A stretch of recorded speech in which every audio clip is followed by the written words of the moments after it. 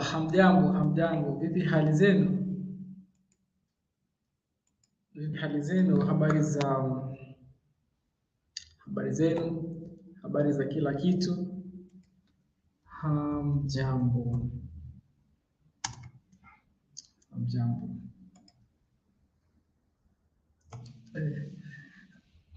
Sawa, kidogo. Ali, hujambo? Uhali gani Ali? Uhali gani? Vizuri sana. Nakipenda Kiswahili. Hongera sana. Asante sana jamani. Kazi yetu kukieneza Kiswahili.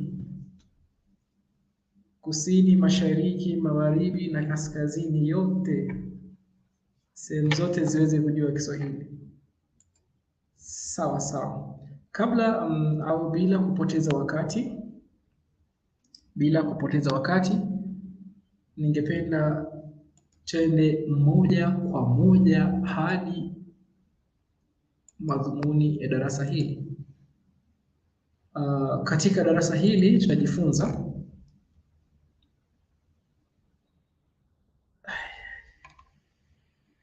jamani, vipi? Is the audio still echoing? If the audio is still echoing, I can go to another place. It will take some time to set up the things here. It's actually a class. It's a class, you know. It's a class actually.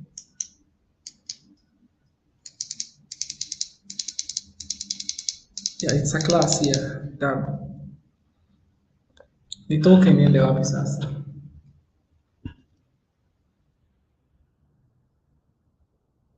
It's a class, you know. I cannot go to my room. My roommate is sleeping. No, I'll go to the office.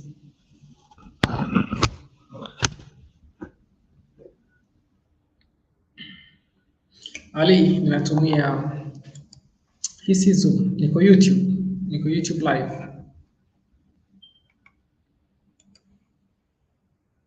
Sawa. Basi nitajaribu kuzungumza polepole.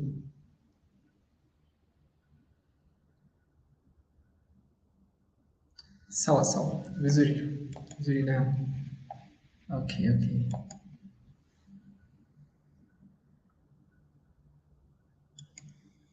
Okay, now what we want to learn is about the relative clauses in Swahili.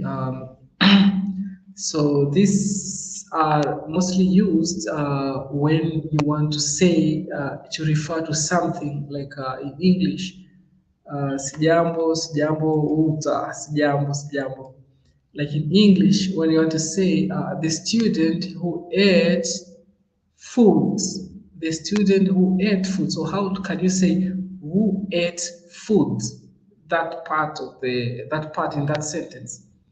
The teacher who is teaching Swahili. The teacher who is teaching Swahili. Who is teaching Swahili? The one who is teaching Swahili. Sawa? So that is the relative clause in this part. Swahili. Vizuri. Uko wapi? Niko Nairobi jamani, niko Nairobi. Basi, so there are two parts. So before I just open the PDF and start writing, there are two parts actually. And they imply the same things. In Swahili, we say kirejeshi. So we have kirejeshi amba and kirejeshi o. So kirejeshi amba and kirejeshi o have the same function. So you just have to choose which one you like, which one you don't like. If you don't like one, don't use. If you like one, use it. Choose, but don't mix them in a sentence.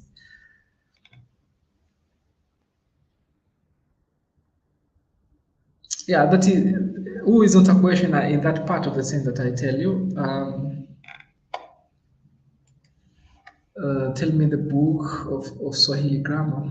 I'll tell you the book of Swahili grammar is Swahili Grammar and Workbook. I have that book PDF. I'll send you. Maybe I don't know how I'll send you.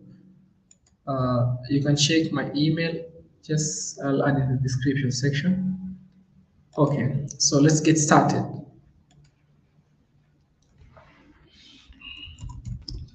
Kirejeshi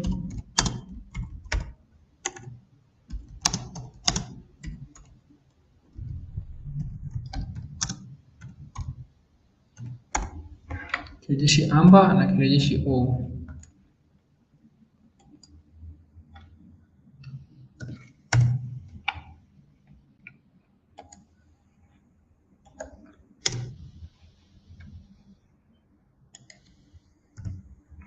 So don't forget, in this lesson, we talk about the class, the first noun class, that is the MUA class or the hour. There's animate things for this part here. Let me share my screen. Let me share my screen. Yeah, it's here.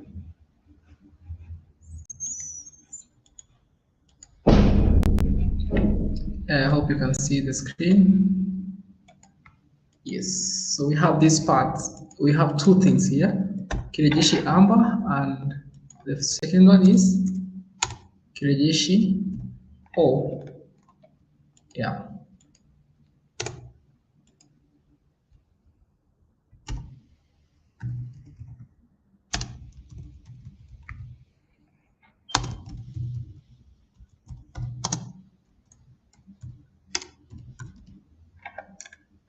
The MUA class agreement with the Kirejeshi Amba and Kirejeshi O. So we start with the first one. I said Kirejeshi Amba.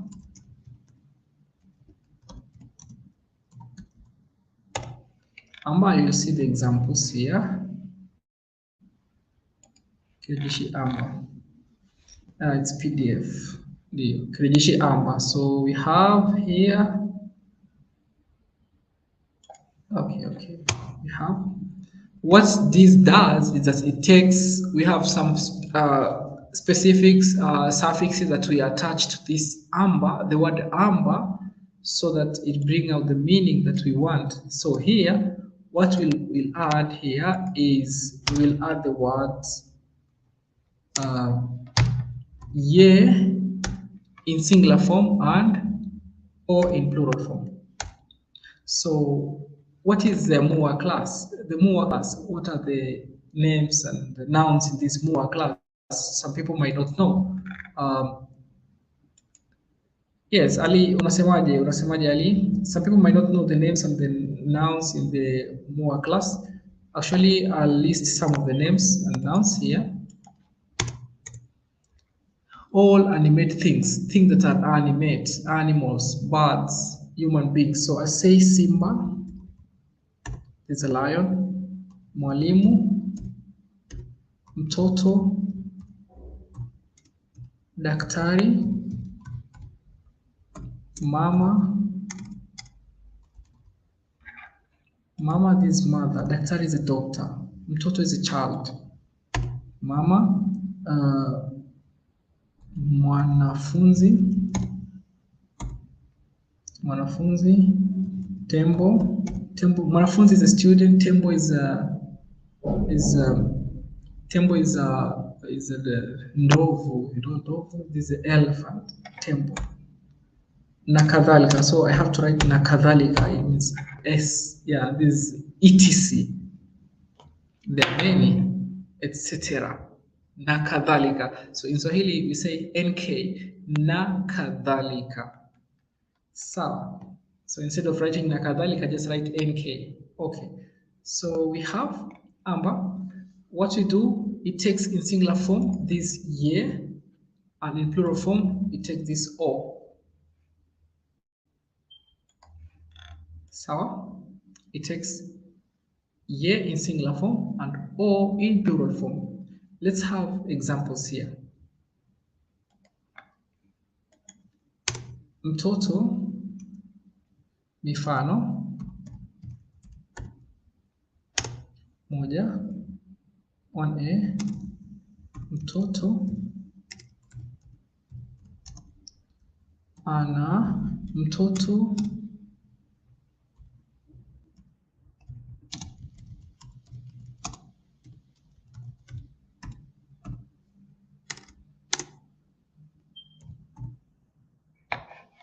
mtoto ambaye anakula chapati.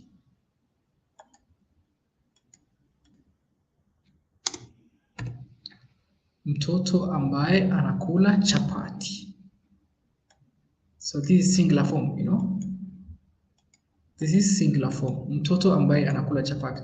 The child who is eating chapati. Mtoto ambaye anakula chapati. So this is ambaye. Mtoto ambaye anakula chapati. This is present tense. Future tense, plural form will be, let me write here the future tense here. Mtoto ambaye atakula chapati. Mtoto ambaye atakula chapati. The child who will eat chapati. Sawa? Tatu, so let this be the future and we write the past here. Let's write the past here, 2a. Mtoto ambaye alikula chapati. Mtoto ambaye alikula chapati. The present tense, mtoto ambaye anakula chapati. Mtoto ambaye anakula chapati. Vipi, Ali, unaweza kupata nambari yangu hapa, utaniambia nikutumie WhatsApp.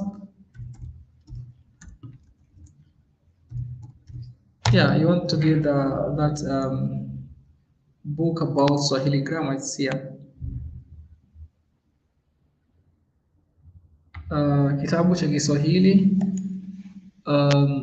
cha grammar bora ni Simplified Swahili from Wilson, takribani shilingi 1,300 za Kenya. Ali, unapata taarifa hapo. Sawa. Mtoto ambaye anakula chapati. Present tense. Mtoto ambaye anakula chapati. The child who is eating chapati. So here we're using KIREJESHI AMBA. The child who is eating chapati. The second sentence. Mtoto ambaye alikula chapati. The child who ate chapati. This is li, alikula. Third sentence. Mtoto ambaye atakula chapati. This is future tense. Mtoto ambaye atakula chapati. So this amba, we just have to add ye, and to see. So let's change this one into plural form and see. B. We're changing this into plural form. Let's see. Change this into plural form will be watoto ambao watakula chapati. Watoto ambao watakula chapati. Children who will eat chapati. So I said in plural form we add amba here. Watoto ambao watakula chapati. In plural form for these parts, what do we say? We say watoto. Wait, the first one, watoto ambao wanakula chapati. I'm very sorry for this. Watoto ambao wanakula. Plural form for this, watoto. Wait, watoto ambao walikula chapati. Watoto ambao walikula chapati. Means B. Part C here. B here. Watoto ambao watakula chapati. Sawa? Watoto ambao. So we had here o, ambao.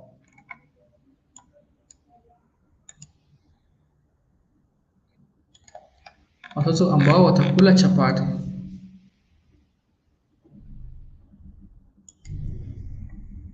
Yeah. Sawa sawa. Watoto ambao watakula chapati. So children who will eat chapati, you know. So this is all to do with kirejeshi amba. Kirejeshi amba. Sawa. What you need to do, you have to add this amba, add the word ye, sawa, then add this verb. Yeah, add the verb with the tenses. The tense plus the verbs. Sawa? So this verb is the one, the conjugated verb. Like here, mtoto ambaye anakula, anakula. The child who is eating. So this is amba. So it will be either amba+ye or also this, like this. Sawa? Mtoto ambaye anakula chapati. So I want you to write in the comment section this example here. The teacher who is teaching Swahili. The teacher who is teaching Swahili. So I want you to write here.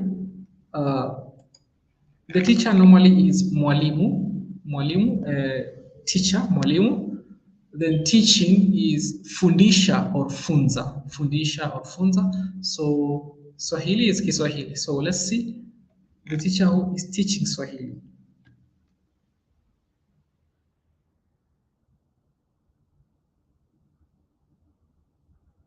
Yeah, let's try to understand there and see. Just write the example. The teacher, so because of time, we do this. Mwalimu. Mwalimu ambaye anafundisha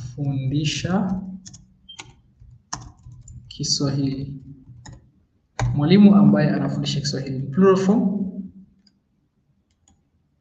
Yeah, in plural form you can write later on there. Mwalimu ambaye anafundisha Kiswahili.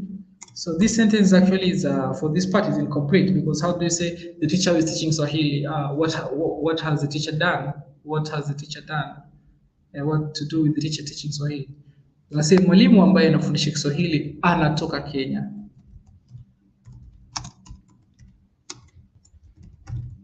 Anatoka Kenya. Mwalimu ambaye anafundisha Kiswahili anatoka Kenya. The teacher who is teaching Swahili is from Kenya. Sawa? Mwalimu ambaye anafundisha Kiswahili in plural form will be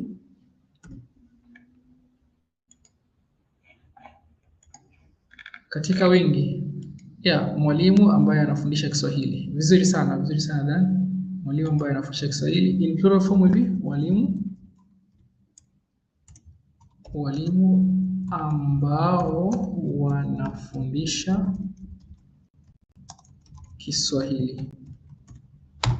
Walimu ambao wanafundisha Kiswahili. So this all about this amba, kirejeshi amba. Sawa? Yeah.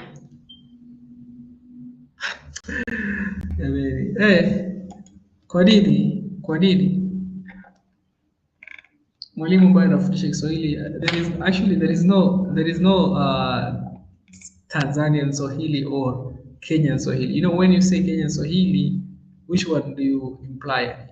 It's the difference between the pronunciation of Swahili words and speaking Swahili is caused by several factors. One of the factors being the place that someone comes from. Like if someone is from the coast, he speaks Swahili with some accent and some with dialects, you know. Yeah. But so. Sawa.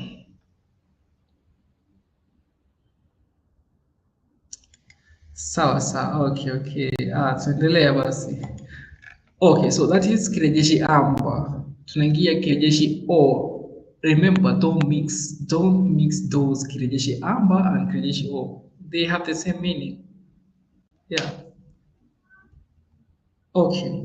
Let's see kirejeshi o. So this kirejeshi o actually we'll use the same example. Kirejeshi O, and I would like you to write in the comment section, even now and after the video, you write in the comment section more examples about this Kirejeshi Amba and O. You can write 2 of them, or 2 in Amba and 2 in O. So let's see. Here, I'll put the table because somehow different here. I don't know if this table will fit here or no. Let me see. Okay. Let me try to see if this table fits, but let me change the layout here. Okay, let's see. I just put in the landscape mode.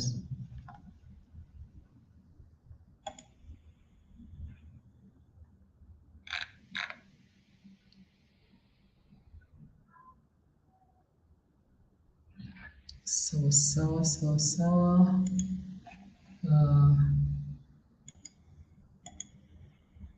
Yes, I think this landscape mode is somehow not very visible.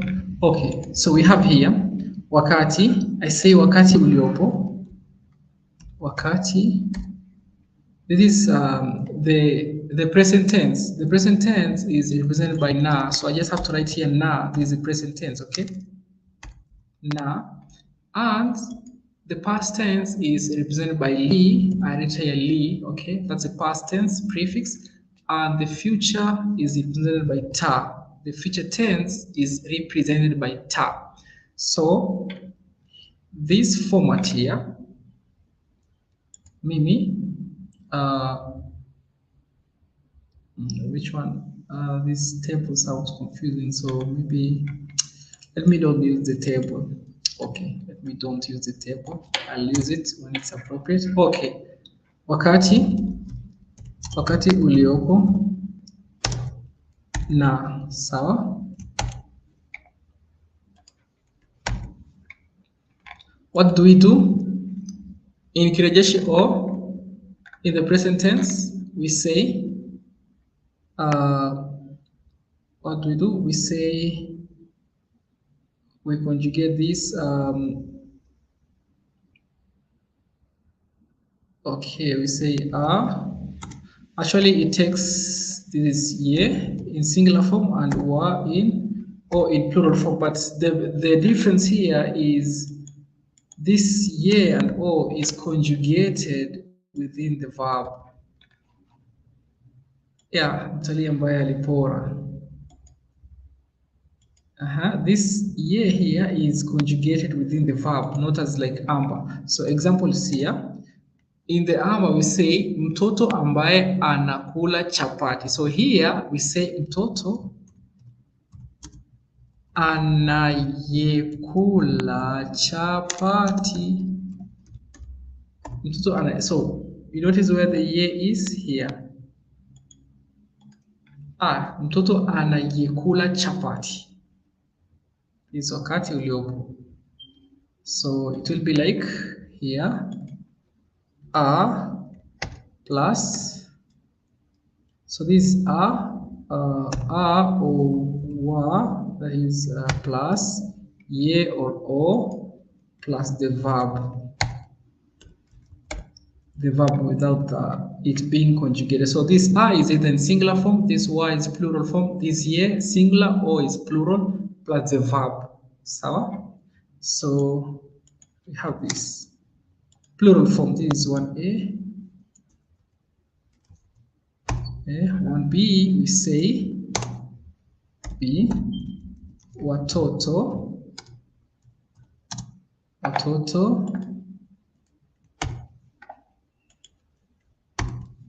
Watoto wanaokula watoto wanaokula chapati. Watoto wanaokula chapati. So it's here. Children who are eating chapati. Sawa, watoto wanaokula chapati. Mwalimu aliyecheza kandanda vizuri. Vizuri sana. Mwalimu aliyecheza kandanda vizuri. Yes, I see. Mwalimu aliyecheza kandanda vizuri. Mtalii ambaye aliibiwa vizuri. This was for the other example. Sawa sawa. Watoto wanaokula chapati. Children were eating chapati.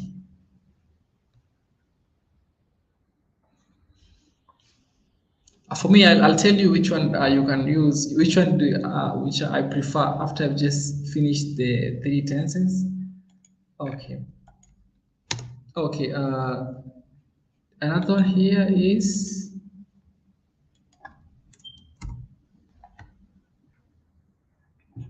vizuri. Another one here is, so this is present tense. Wakati uliopita is here. Wakati uliopita normally represented by li. Okay, what we do here is, okay, here I missed something. Here we have to add that na for the present tense. Okay, don't forget that na for the present tense. Okay, this is a or wa for this class. Add na for the tense. Add ye. This is li actually. Is it I'm sleepy or what? What's happened? Plus this is o plus the verb.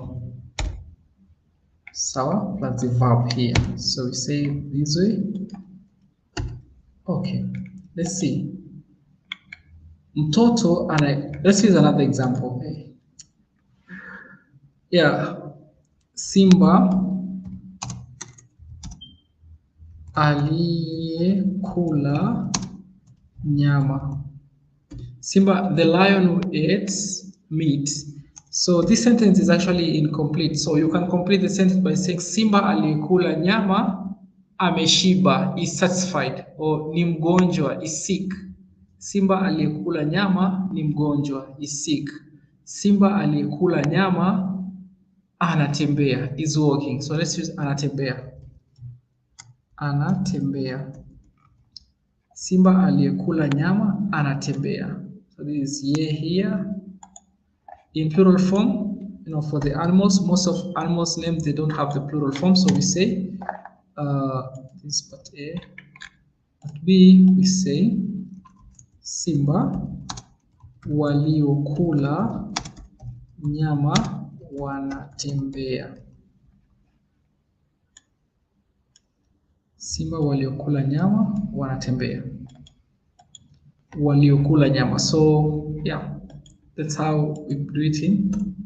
So in future tense, it's somehow different. We include something. Wakati uliopita. This is a good example. Wakati uliopita, the time that has passed. Wakati uliopita, but the wakati is not in this class actually. So we'll discuss that one when we have that part. But this is a good example. Wakati uliopita, the time that has passed. Yeah.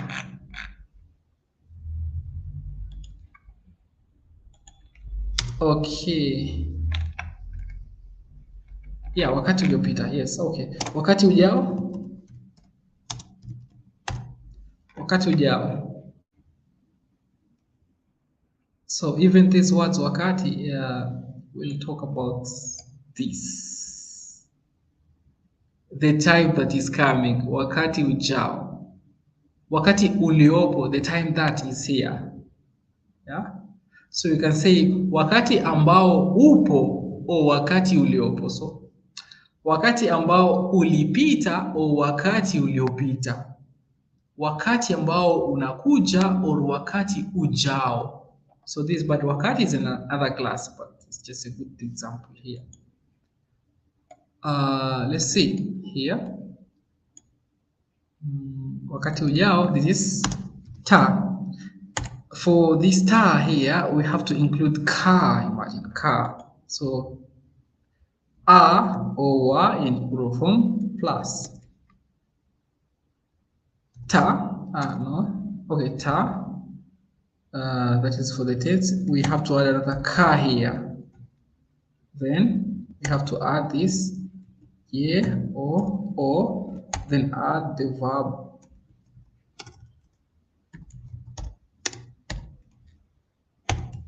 Okay. So it have to be in this way. Either are, or if singular form is are, plural form wa, we have to the tense ta, then we add this ka. Ka. Ka. Okay. And ye or o here, then verb. Okay, let's see. Let's use another example. We don't want to use the first example or the second example. Let's use another example. We say mtu, or yeah, mtu, the person who will be the leader. Mtu, the person who will be the leader. I want to say the person who will be the leader is, or will be, let's see, mtu, a, then add ta, then add ka, add ye, then add the verb kuwa, to be. Kuwa, mtu atakayekuwa kiongozi. Mtu atakayekuwa kiongozi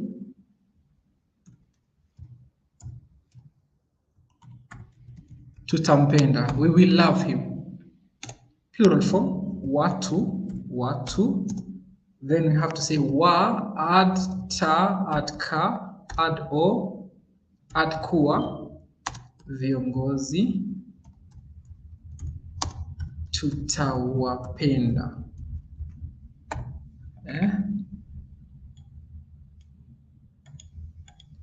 I will add more example for these future parts here. So this A, is B, is B. Okay, let's continue. Another part here, A.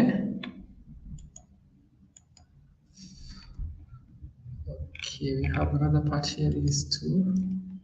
Okay, we continue and see. So I think you give me your examples. I need your example to use here. So write your example here so that we can use for the future tense only here. So maybe I scroll down a little bit, you can see clearly. I need your example so that we can use in the part 2. Let's see. So far, Dan is saying so far I'm finding it easy. I think I'm gonna get confused when you get to the B. No, you won't even get confused. This thing, they just come automatically, you know. You have to speak, you have to listen how people speak, you know, and practice. Even I think I'm doing a mistake to teach you this. I shouldn't teach you. You should learn by listening how the people speak, you know. Okay, so let's have the example. This watu watakaokuwa viongozi tutawapenda. People who will be leaders, we will love them. We will love them. Okay, so let's see 2A, another example with the future part here. Don't forget the format is here. A if it's singular, wa if it's plural, then add the word ta, the ta for the future tense, and then add ka, then add ye or o. Okay, let's see. Let me have my own example, but just write your example. I will read through them. Mpishi,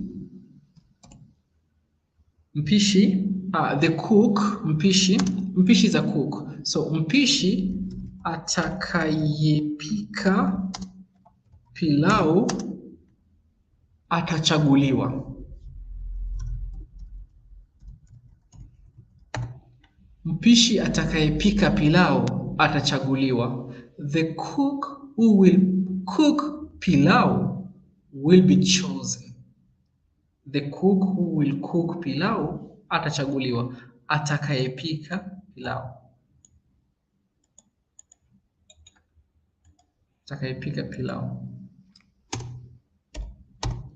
Part B, wapishi, the cooks. Wapishi watakaopika pilau. Wapishi watakaopika pilau watachaguliwa. Vizuri. Wapishi watakaopika pilau watachaguliwa. The cooks who will cook pilau will be chosen.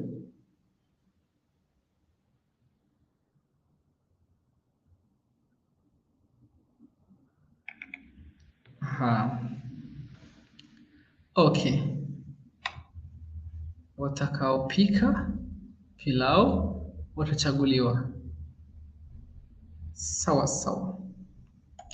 Okay, let's give you exercise here. I just want you to translate this one into Swahili. I want you to use zoezi. Zoezi is not actually translating into Swahili. I want you to combine these two sentences into one. Tumia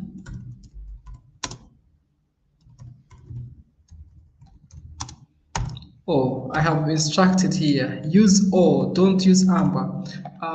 For me here, when you use amba or o, you just sound good, but I prefer to use o when I say atakayepika, the one who will cook. I just find it very nice when I say atakayepika than when I say ambaye atapika, because ambaye atapika sounds very easy. I say atakayepika. It sounds more poetic. Atakayepika. Okay. Let's see. Tumia o. So here the instructions are that you use o. So follow the instruction. Kuunga sentensi hizi. Use o, kirejeshi o, to join these sentences to make one sentence. The first is here, the first sentence. 1a.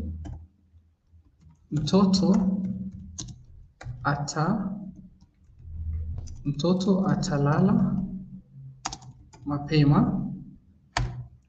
That's the first sentence. The part B is mtoto atakosa chakula. The child will sleep early. The child will miss food. So I want you to combine this sentence, mtoto atalala mapema, and this one to make just one sentence. The second part here.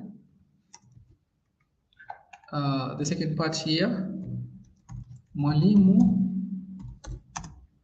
atanifundisha Kiswahili. Mwalimu atanifundisha Kiswahili. The second part here is mwalimu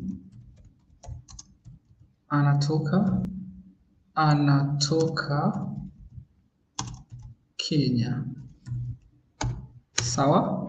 Mwalimu atanifundisha Kiswahili. Mwalimu anatoka Kenya. So join using kirejeshi o to make one sentence.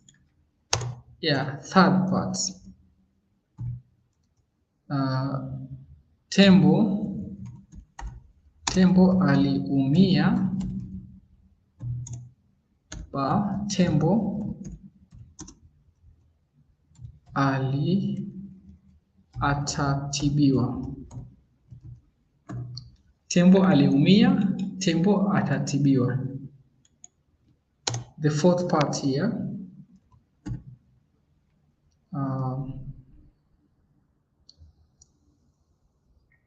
Daktari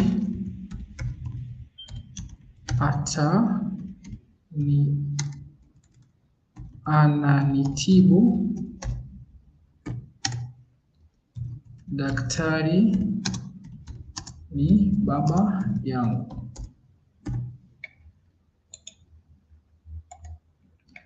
Join them into one sentence using kirejeshi o. Sawa? Join them into one sentence using kirejeshi o. Let's see. Okay. Watu Let's see. The first part is mtoto atalala mapema, mtoto atakosa chakula. Let's see this. Watu watakaojifunza ni wanafunzi. Vizuri. This was for the previous one. Let's see this. Mtoto atayelala mapema ni wewe. Dan, unamchezo jamani, unamchezo. So let me do the first example for you. And so the first example here is mtoto atalala mapema. Child will sleep early. Mtoto atakosa chakula. So I put this sentence, I make it one sentence. I say mtoto atakayelala mapema atakosa chakula. There is no need to repeat mtoto here because we're referring to the same child, so no need to repeat the word mtoto. Mtoto atalala mapema, the child will sleep early. Mtoto atakosa chakula, the child will miss food. I say mtoto atakayelala mapema atakosa chakula. Atakosa chakula. So here part 2A, 2A and 2B, 3AB, 4AB, it's your zoezi. Sawa? Zoezi. Hakuna tatizo. Okay, so that's all actually. That's all. If you want to say, so I promise to say here, if you want to say that you want to say my favorite something, any my favorite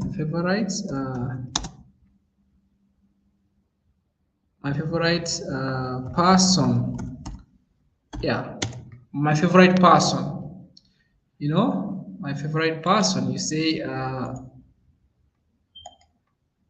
use this Amba actually. Use this Amba. Say is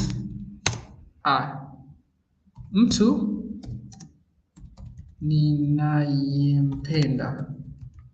Some people say mtu pendwa. It is not a mistake when you say mtu pendwa, but the correct way of saying is mtu ninayempenda, the person that I love. So these translate to my favorite person, the favorite person. My favorite friend, rafiki ninayempenda. Rafiki ninayempenda. So there are several ways of saying this. You can put that ye at the end, or you can use amba. Rafiki ambaye ninampenda. Sawa? You can add the word zaidi, ninayempenda zaidi. Okay, let me see, show you how you can say this. Mtu ninayempenda. So let's use rafiki. Rafiki ninayempenda zaidi. Rafiki ninayempenda zaidi. Sawa? Ninayempenda zaidi. You can say zaidi, or you can just leave it. Or you can say, then you mention the name here. Sawa? So here you mention the name here. Zaidi ni. Yeah, you mention the name there. Or you can say rafiki. You can say rafiki ni mpendaye ni blah blah blah. Rafiki ni mpendaye zaidi. So zaidi is most.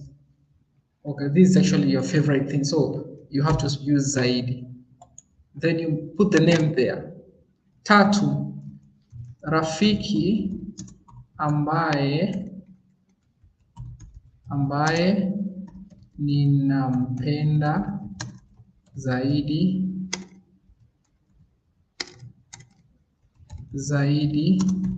ni, then you put the name there. So there are 3 ways here. Say blah blah blah. Oh. Don't worry Dan jamani. Tunasema tu blah blah blah. Rafiki ninayempenda zaidi ni blah blah blah. Mwalimu atakayenifundisha anatoka Kenya. Vizuri sana. Mwalimu atakayenifundisha anatoka Kenya. Sawa sawa. Okay. So this is how you can say it, but for the class, just Dan asked the question. This is chakula.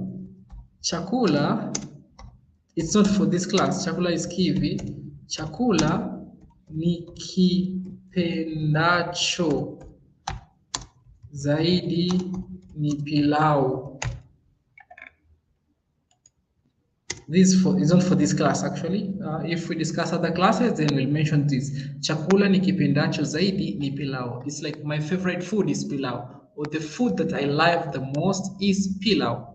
You can say chakula ni kipendacho zaidi ni pilau, or you can say chakula ninachokipenda zaidi ni pilau, or chakula ambacho ninakipenda zaidi ni pilau. So this ki is an object prefix for the word chakula.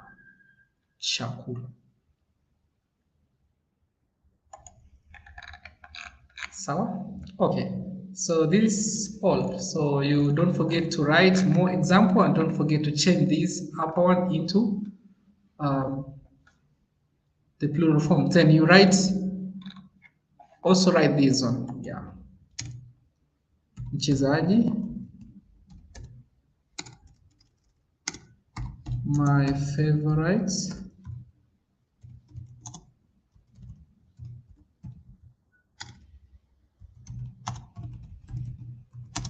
is blah blah blah. Write this in Swahili, okay? My favorite football player is. Andika katika sehemu ya maandishi.